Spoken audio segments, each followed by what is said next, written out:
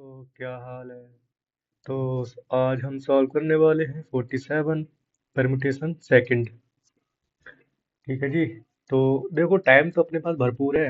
अब ये मत सोचना कि वीडियो, हाँ वैसे आप देख सकते हो 1.5 पे 2s पे, लेकिन मैं तो भाई अपनी पेज में ही करूँगा ना। ठीक है।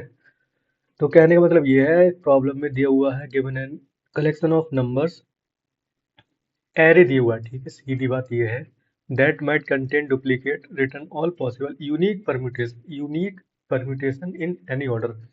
भाई देखो हमारे पास एक एरे दिया है, अब उसे हम घुमा फिरा के लगा सकते हैं नंबर्स को, बस जो डुप्लीकेट नहीं होना चाहिए। ठीक, डुप्लीकेट का मतलब ये है, जैसे हमने पहला इसका आउटपुट दिया तो पहला तो सेम ही आ जाएगा 1 1 2। ठीक, उसके बाद आएगा 1 2 1, फिर 2 1 1। लेकिन अब हम इससे भी अलग से कुछ बनाएंगे तो डुप्लीकेट हो जाएगा इनका। अब जैसे मान लो हमने बनाया ये बन, अब इस वाले बन को, बीच वाले बन को लास्ट में रख दिया, टू को आगे रख दिया। ठीक है, तो वन हो गया।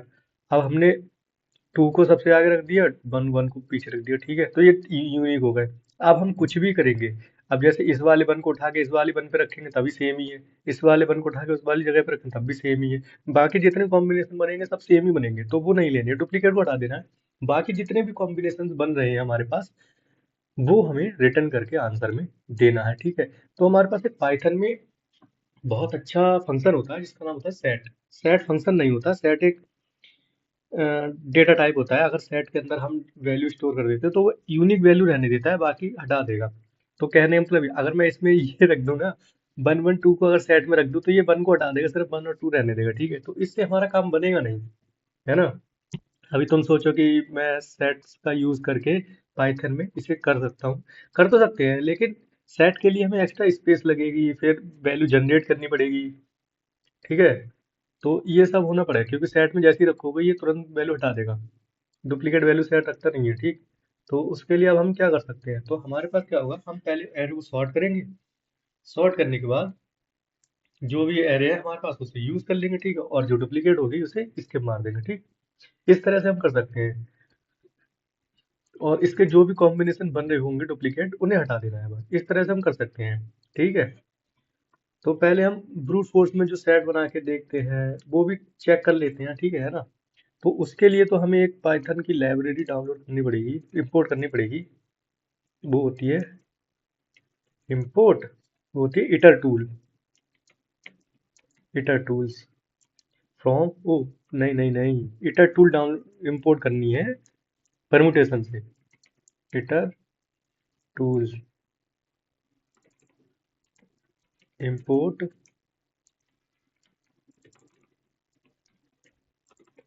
परमुटेशंस। ठीक है, तो इससे हमें ये इंपोर्ट करनी है। इसके बाद हम क्या करेंगे, सीधा simple perm equal to permutation of array दे देंगे।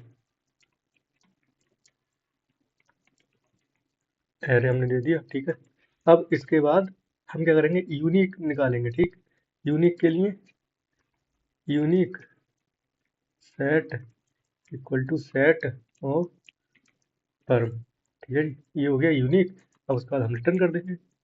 रिटर्न में क्या करेंगे, हम सबसे पहले इसे बनाएंगे लिस्ट में, क्योंकि हमें आंसर इस तरह से देना है। ठीक है, इस तरह से देंगे तो हम पहले लिस्ट बनाएंगे, ये तो है ना लास्ट वाले, ये लिस्ट है। ठीक, तो हम लिस्ट, उसके बाद, अबे मेरे भाई, पी फोर पी इन परम, नहीं परम तो हमने उसमें ले लिया यूनिक सेट में, तो यूनिक सेट ले लेते हैं हम यहाँ, यूनिक सेट। ठीक है, तो अब इसे हम रन करके देख लेते हैं। रन होना चाहिए, मेरे हिसाब से रन तो हो जाएगा, बस इसमें टाइम ज़्यादा ले सकता है, लेगा या नहीं लेगा इसकी गारंटी नहीं। हमने ज़्यादातर तो इसमें एक इंपोर्ट लाइब्रेरी यूज़ कर ली है, तो इसमें टाइम ज़्यादा नहीं लेगा।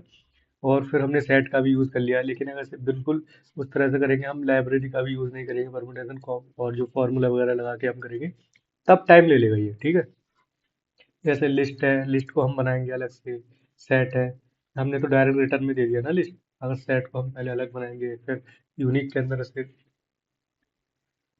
रखेंगे, तो उस हिसाब से ज़्यादा समय ले सकता है। और अगर वो डिपेंड डिपेंड करता है अगर आपके पास कितनी वो है इनपुट है देने के लिए। जैसे इसमें इनपुट कितने हैं, 33 टेस्ट केस हैं, ठीक है। 33 टेस्ट केस में वो हो सकता है छोटे छोटे हो, ज़्यादा बड़े ना हो, या हो सकता है कुछ ऐसा बन गया हो, ठीक है। वो डिपेंड करता है टेस्ट केसेस के ऊपर।